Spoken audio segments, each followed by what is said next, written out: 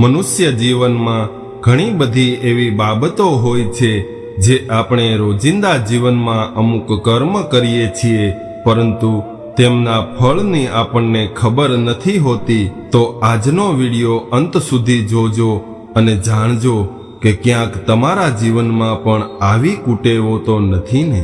અને જો હોય તો સુધારવાનો પ્રયાસ કરજો, કારણ કે મૃત્યુ બાદ યમલોકમાં આવા નાના નાના કર્મોના પણ ખૂબ મોટા દંડ હોય છે. ગરુડ મહાપુરાણમાં આવા કર્મોના દંડ વિશે પણ જણાવવામાં આવ્યું છે. તો આજના વિડીયોમાં આપણે એ જાણવાનો પ્રયાસ કરીશું. સૌથી પહેલા તો અતિ લોભ પાપનું મૂળ કહેવામાં આવ્યું છે. લોભ પણ એક પ્રકારનું પાપ જ છે. કહેવાય છે કે લોભને થોભ ન હોય, 1000 રૂપિયા મળે તેને 10, 20, 25,000 કે લાખ 10 લાખ રૂપિયા ભેગા કરવાનો લોભ લાગે છે. એ મેળવવા માટે મનુષ્ય અનેક પ્રકારના પાપ કરે છે. જે મળેલું હોય તે પોતે સુખેથી ખાતો નથી અને કુટુંબીઓને પણ ખાવા દેતો નથી. લોભનું ધન કાંકરા સમાન કહેવાય છે અને તેના મૃત્યુ પછી બીજા લોકો તેના ધનનો દુરુપયોગ કરે છે. પોતે દાન ધર્મ કર્યું નહીં હોવાથી આવા લોભિયાઓને નરકમાં યમદૂતો અનેક પ્રકારના કષ્ટો આપે છે. બીજા નંબરે આવે છે નિંદા. આજના કહેવાતા સુધરેલા લોકો ઘણું ભણેલા પણ ગણેલા નથી હોતા. આવા મનુષ્યમાં નિંદા કરવાની ફેશન બની ગઈ છે. એકબીજાની નિંદા કરે છે. કોઈ ધર્મની નિંદા કરે, કોઈ ભગવાનની, તો કોઈ ધર્મના ચરિત્ર શીખવતા ગ્રંથોની નિંદા કરે છે. દેવ દર્શન તથા પૂજાપાઠ, સાધુ સંતો, કથા વાર્તાઓની ટીકા કરવામાં ફેશન ગણે છે. તે નથી જાણતા કે ધર્મના લીધે પૃથ્વી ટકી રહી છે. ધર્મના આચરણથી પુણ્ય મળે છે, પાપાચારથી નર્કમાં સ્થાન મળે છે. ધર્મની નિંદા કરવાનો આપણને કોઈ અધિકાર નથી. મૃત્યુ પછી આવા લોકોને નર્કમાં યમદૂતો તીક્ષ્ણ હથિયારો વડે અત્યંત પીડા આપે છે. હવે જૂઠું બોલવાનું ફળ. કેટલાક માણસોને જૂઠું બોલવાની આદત હોય છે, તો કેટલાક બોલીને તરત ફરી જાય છે. કેટલાકનો કોર્ટોમાં જૂઠી જુબાની આપવાનો ધંધો થઈ ગયો છે. નોકરી ધંધાના જીવનમાં જૂઠું બોલવાથી કેટલાક અનર્થો થાય છે. ગેરસમજો ઊભી થાય છે. એક જૂઠ 100 વખત જૂઠું બોલાવે છે. અંતે સત્યનો વિજય થાય છે. રાજા હરિશ્ચંદ્રએ સત્યને ખાતર રાજપાટ છોડી સ્ત્રી પુત્ર પણ વેચી દીધા અને પોતે શમશાનમાં રહ્યા હતા. આવા જૂઠું બોલવાવાળા મનુષ્યોને યમલોકમાં ઉકળતા તેલમાં તળવામાં આવે છે. ગરુડ પુરાણની અંદર ફરજ સૂચકનું ફળ પણ જણાવવામાં આવ્યું છે. મનુષ્યને જીવનના એક યા બીજા ક્ષેત્રમાં વિશ્વાસપૂર્વક જે તે કામો સોંપવામાં આવે છે તેને પવિત્ર ફરજ ગણીને કામચોરી કર્યા વિના પૂરેપૂરી વફાદારીથી નિભાવવાની તેની પ્રાથમિક ફરજ છે. કામચોરી મહાપાપ છે. નોકરની આવી કામચોરીથી માલિકને ક્યારેક ક્યારેક ખૂબ મોટું નુકસાન થાય છે. ફરજ સૂચકથી કોઈનો જીવ જાય છે.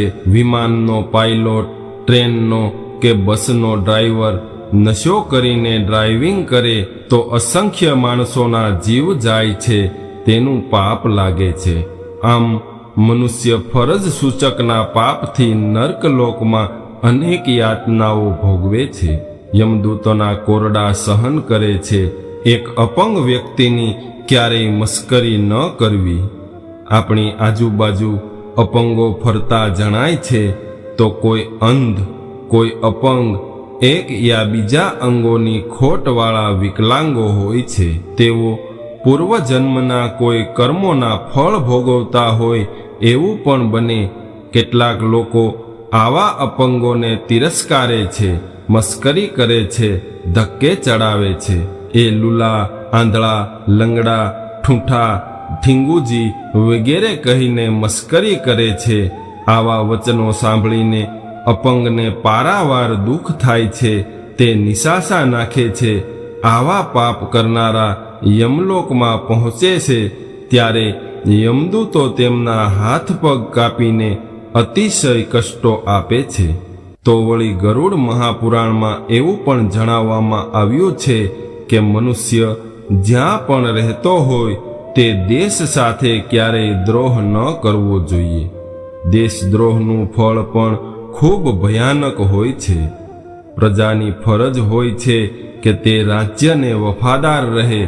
તેના બદલામાં રાજ્ય તેનું પાલન પોષણ કરે, સુખ સુવિધા આપે, તેમનું રક્ષણ કરે, દુશ્મનોથી બચાવે.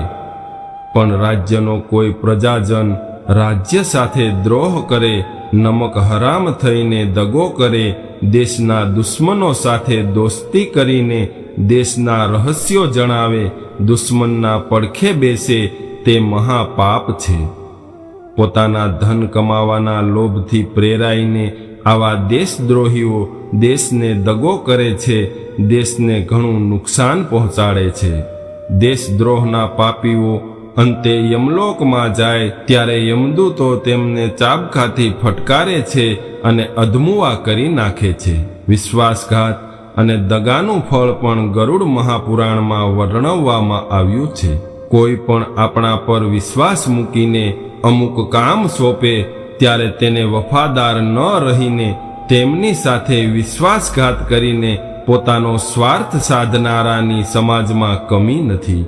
મનુષ્યએ પ્રમાણિકપણે નીતિપૂર્વક પોતાનું તથા કુટુંબનું ભરણ પોષણ કરવું જોઈએ. મહેનત, પરિશ્રમ, પરસેવાની કમાઈથી બધા સુખી થાય છે. કેટલાક મનુષ્યો ઈશ્વરે આપેલી બુદ્ધિનો દુરુપયોગ કરીને છેતરપિંડી, અનીતિ, અપ્રમાણિકતા આચરીને સામાન્ય માણસને છેતરવાનો પ્રયાસ કરે છે. દોસ્ત સાથે, પતિ પત્ની સાથે, પુત્ર પિતા સાથે, ભાઈ ભાઈ સાથે છળ કપટ કરીને દગા કરે છે. આવા પાપીઓ આખરે નરક લોકમાં જઈને બહુ કષ્ટ ભોગવે છે. તો વળી અનાથની લાચારીનો ગેરલાભ ઉઠાવવાવાળા લોકો માટે પણ સજાનું વર્ણન કર્યું છે. કેટલાક દુષ્ટજનો, ગુંડાઓ લોકોના નાના બાળકોના અપહરણ કરીને તેમના અડ્ડાઓમાં ધકેલી દે છે. તેમના હાથ પગ કાપી, આંખો ફોડીને આંધળા બનાવીને, તેમને વિકલાંગ બનાવીને ભીખ માંગવાની તાલીમ આપે છે. કેટલાકને ખિસ્સા કાતરું બનાવે છે, ચોરી કરતા શીખવે છે, દાણચોરીના માલની હેરફેર કરવાની તાલીમ આપે છે, ભિખારી બનાવે છે. આવા અપંગ બાળકોની ભીખની કમાણી પર તાગડધીન્ના કરે છે. આ અઘોર પાપ ગણાય છે. આવા પાપીજનોને નર્ક લોકમાં જઈને અવળી ઘાણીએ પીલાવાના કષ્ટો ભોગવવા પડે છે. આ મહાપુરાણમાં કન્યા વિરમયનું ફળ પણ જણાવવામાં આવ્યું છે. દાદાને વહાલી દીકરી જન્મે ત્યારથી જ પારકી થાપણ ગણાય છે. દીકરીને ગાય દોરે ત્યાં જાય.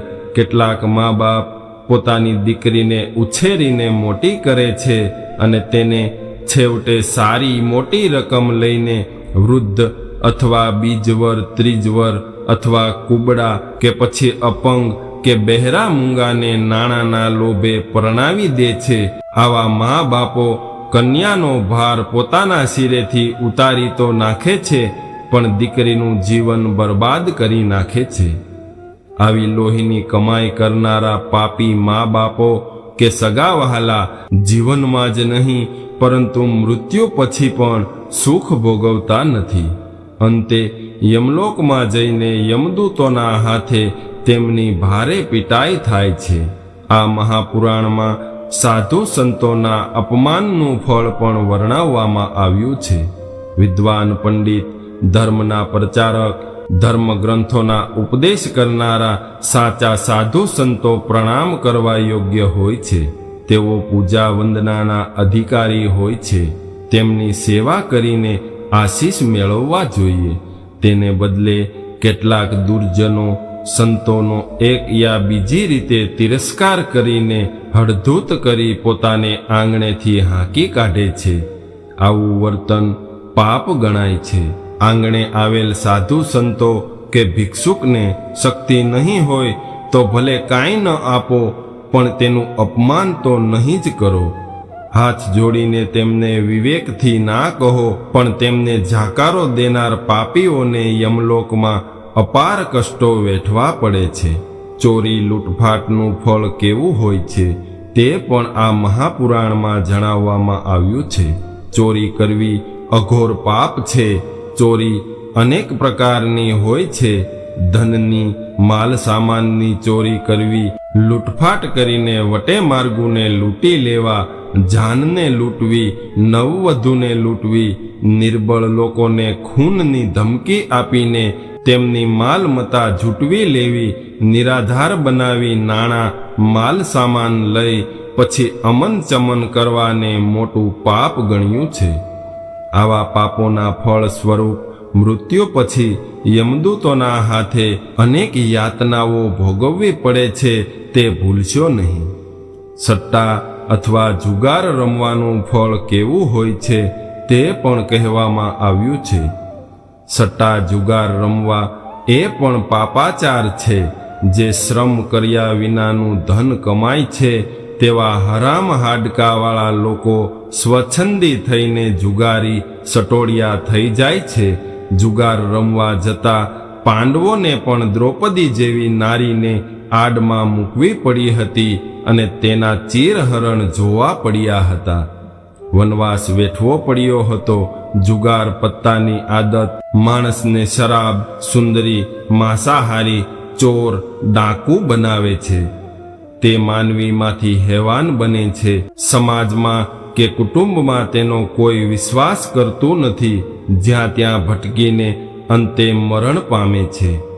આવા દુર્જનોને યમલોકમાં યમદૂતો ભાલાથી વીંધી નાખે છે અને અંતે તેમને પોતાના પાપના આવા ફળો ભોગવવા પડે છે.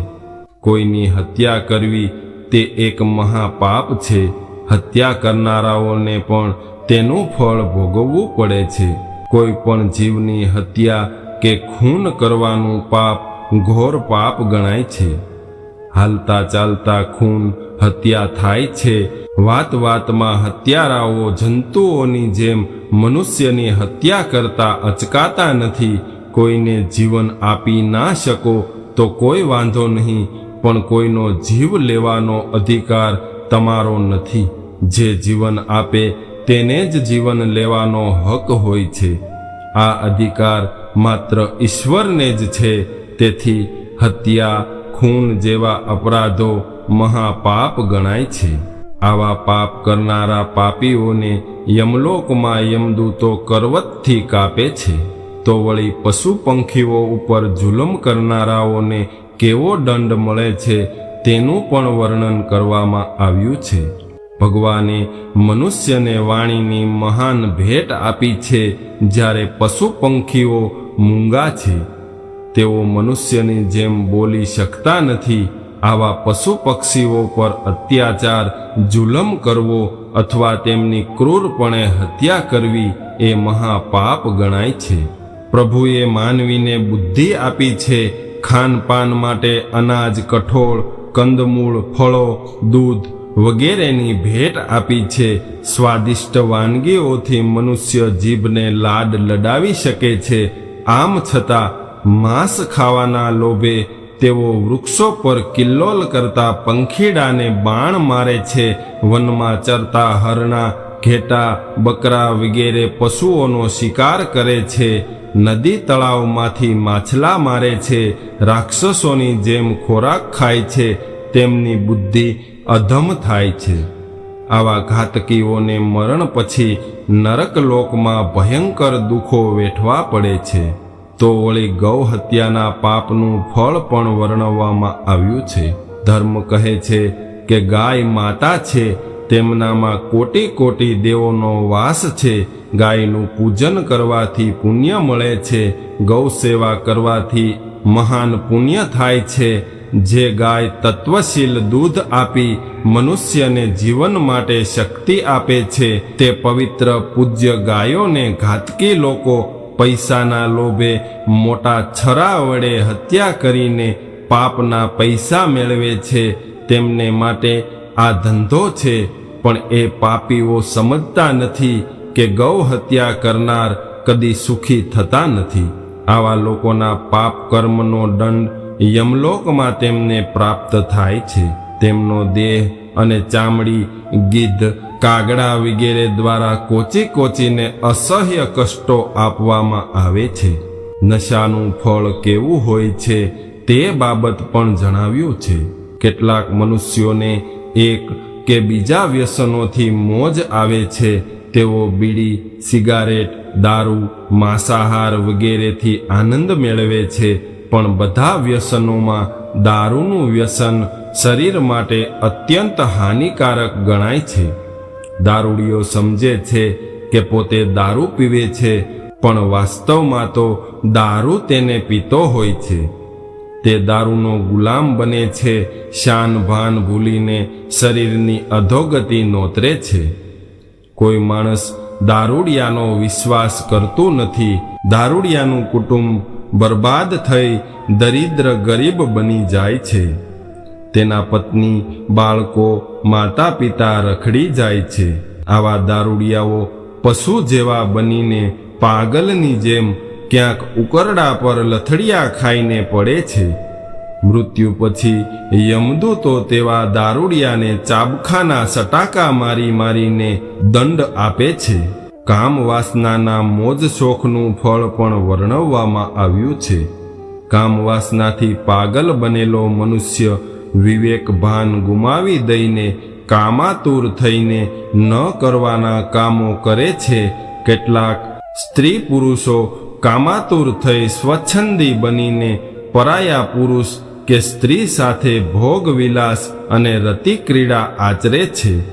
કામાતુર સ્ત્રી પતિ, કુટુંબ, બાળકોને છેતરીને પરપુરુષ સાથે દુરાચાર કરે છે. વાસના કે ધન લોભથી પ્રેરાઈને આવી સ્ત્રીઓ ગણિકા જેવું જીવન જીવે છે. આવા સ્ત્રી પુરુષો વ્યભિચાર કરતા પકડાઈ જાય છે ત્યારે બુરી દશામાં ફસાય છે અને તે શરીર ધનથી પાયમાલ થઈને મરણને શરણ થાય છે. આવા પાપીજનો યમલોકમાં રીબાઈ રીબાઈને મરે છે. પર સ્ત્રીના કુસંગનું ફળ પણ વર્ણવવામાં આવ્યું છે. કેટલાક પુરુષોને પોતાની પત્ની કરતાં પારકી સ્ત્રીઓ વધારે સુંદર, પ્રેમાળ, ફેશનેબલ લાગે છે. પરસ્ત્રી ગમન મહાપાપ છે, વ્યભિચાર છે. કેટલાક પુરુષોની નજર ભોળી સ્ત્રીઓને શોધતી ફરે છે. તેવી સ્ત્રીઓને શિકાર બનાવવા પુરુષો ફૂલ ફટાક થઈને, બની ઠનીને, અપ ટુ ડેટ થઈ, નવા વસ્ત્ર પરિધાન કરીને પર સ્ત્રી સાથે પરિચય કેળવીને પછી પરિણય કરે છે. ભોળી સ્ત્રીઓને ધન, મોજ શોખની વસ્તુઓ, સાડીઓ, ઘરેણાની લાલચો આપીને મોટર ગાડીઓમાં ફેરવે છે અને પોતે સજ્જન હોવાનો અસળો ઓઢીને સ્ત્રીની ગરીબાઈનો ગેરલાભ ઉઠાવીને વિશ્વાસમાં લઈને લગ્નના વચનો આપે છે.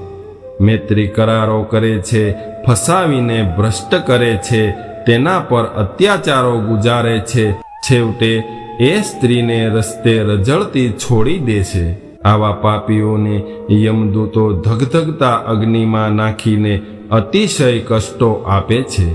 તો વળી સ્ત્રીઓ માટે પણ પરપુરુષ સાથે વિલાસનો દંડ વર્ણવવામાં આવ્યો છે.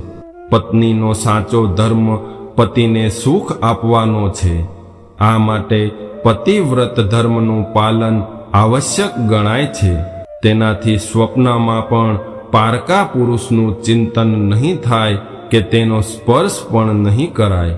પતિવ્રતા પત્નીએ તો પતિ કાળો હોય કે ગોરો હોય, ઊંચો હોય કે નીચો હોય, સજ્જન હોય કે વ્યસની, પણ તેને જ પોતાનો માનીને સદા સર્વદા તેને વફાદાર રહેવું જોઈએ.